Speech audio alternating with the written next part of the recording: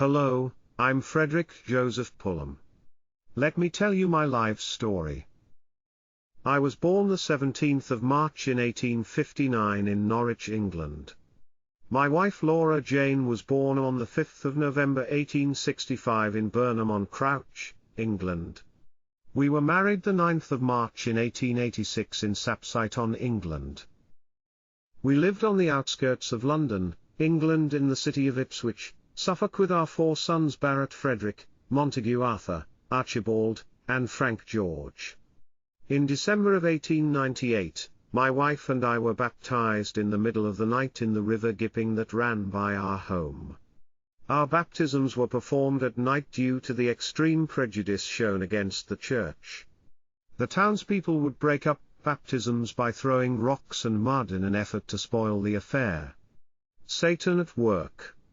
Later, we went to my father, William, and my mother Eliza's home, where I told them the joyful news that Laura and I had found the true church and were baptized. Of course, my father, being so very prejudiced, was very upset. In a loud voice he demanded that we leave the premises and never come back.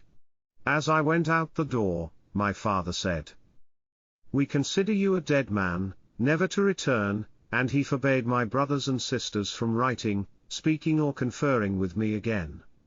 I was heartbroken with this treatment, but I never wavered from my belief or my decision to join the Church of Jesus Christ of Latter-day Saints. I was an accomplished musician and organist. I was educated in music and received a doctorate as far as they could give me in England. I was an organ builder and would tune them. I also played the organ in some of the best cathedrals in England. I also held a position as churchwarden in the Church of England. Some of my churchwarden's duties were to distribute the funds to the poor, take care of the needs of the widows and orphans. I also met regularly with the bishop of the diocese, who was the head of several parishes. I used to take the Sunday sermons around to the priest of each parish. I was discouraged with the personal conduct of the priests.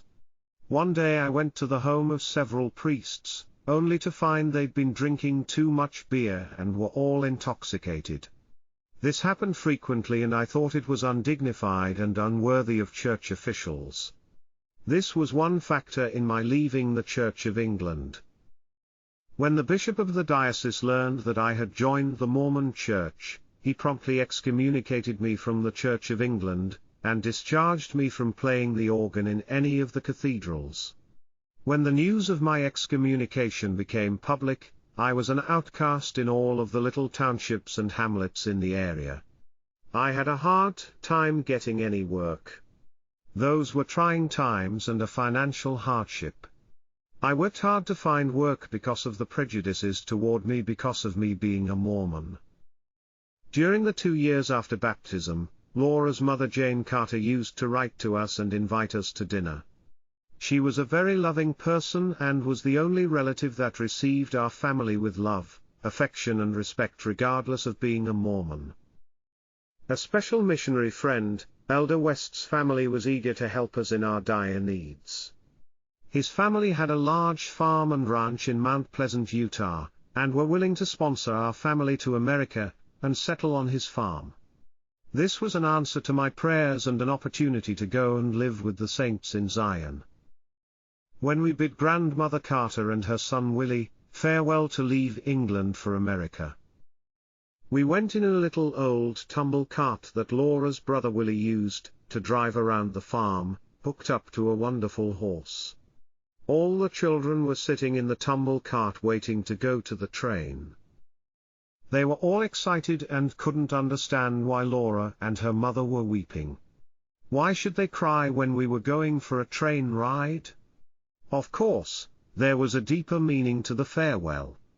All of a sudden, Laura picked Archie up and set him before her mother and said, "Mother, we'll leave Archie with you so we don't break the family ties."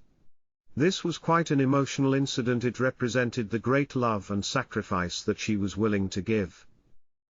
Then, all of a sudden, Laura's mother picked Archie up and said, "Laura Jane, Archie is to go to America." That's where he belongs. And she put him back in the tumble cart.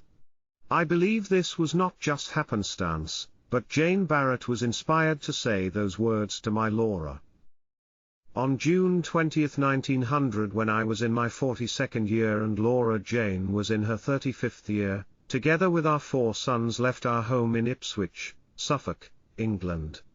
We embarked at Liverpool, June 21, for a voyage across the Atlantic Ocean. We disembarked at Quebec, Canada on June 30, 1900. We traveled by train for a week without much sleep. We went through Montreal, Boston, Buffalo, Chicago, Independence to Kansas City. We traveled to Utah, meeting Brother West at Thistle Junction in Sanpete County. We arrived in Mount Pleasant, Sanpete, Utah, on July 6, 1900.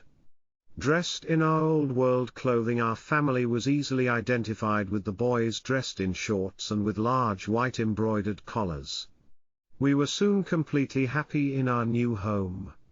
This quote is from a letter Laura Jane sent to her mother in England.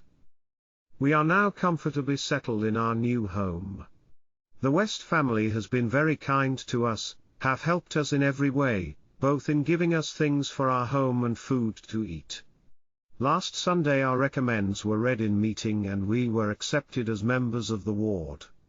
End of quote. Adjustments to new ways of doing things, to new customs and conditions were not difficult for our children of 4 to 12 years, but for a man of 42 who had spent most of his years in large cities, to remold my life to the conditions of rural living, took determination, courage and hard work. With a good homemaker for a wife and with great thrift, our little family settled down to a new life in the land of Zion. During this period, my wife, Laura Jane, learned to cook on a wood stove and the boys got their first taste of the games like kick the can, baseball and post office. Most of the first year in America was spent in the friendly little town of Mount Pleasant. From here I traveled from town to town on a bicycle plying the art of piano tuning. In those days the roads were lined with ruts, the dust was deep and the chuck holes plentiful. About the only traveling companions were the occasional jackrabbits startled from their lair along the ditch banks. Toward the end of the first year we moved our family to Provo. Here amid greater opportunity the family was soon enjoying such luxuries such as milk from our own cow, eggs from our own hennery, pork from our own swine, and with genuine pride we rode in our own horse and buggy. Life went on in Provo for us about 10 years. In 1918 Laura Jane and I and our son Mont and Florence and their 3 little kids, went to McKinnon, Wyoming. We both claimed 160-acre homesteads. After 5 years on the land we were entitled to the property, free and clear. I was 60 and Laura Jane was 53 at the time. Life was difficult in McKinnon. We had a home in Provo where we spent the winters. We lived in a 2-room cabin in McKinnon for 14 years until our deaths. Laura Jane died March 11 and I died May 1 in 1932. We were buried in the small McKinnon, Wyoming cemetery. Thank you for listening.